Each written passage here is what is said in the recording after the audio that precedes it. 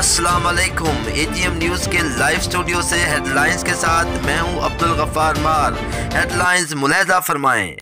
पंजाब के वजीर खजाना मखदूम हाशिम जमा वक्त अपने आबाई इलाका मियाँ वाली कुरैशियाँ पहुँच गए। मकामी अवामी नुमाइंदों और PTI के कारकुनों से मुलाकातें भी की। साबिक गवर्नर पंजाब मखदूम सैयद अहमद महमूद का मुमताज़ समाजी रहनुमा जाम कबीर उन्नड़ के मामू और ससुर की वफात पर इजहार अफसोस। इस मौका पर हबीबुर रहमान गुप्पांग और जाम मुख्तार भी मौजूद थे। रहीमाबाद से गुजरने वाली सड़क पर गंदे पानी ने तालाब की शक्ल अख्तियार कर ली। आमदोरफ्त में शदीद दुश्वारी का सामना।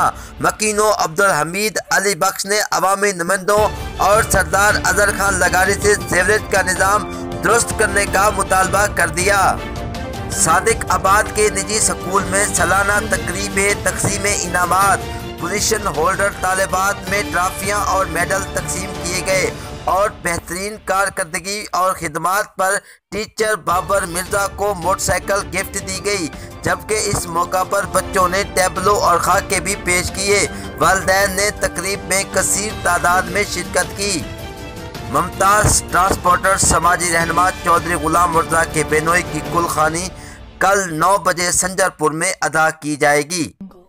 भूख से ताल्लुक़ रखने वाले मेहनत कश मुनीर अहमद सोलंकी ने AGM न्यूज़ के सामने एहतजाज करते हुए बताया कि वो एड्स का मरीज़ है, जबकि दवाई लेने के लिए भी उसके पास रकम ना है।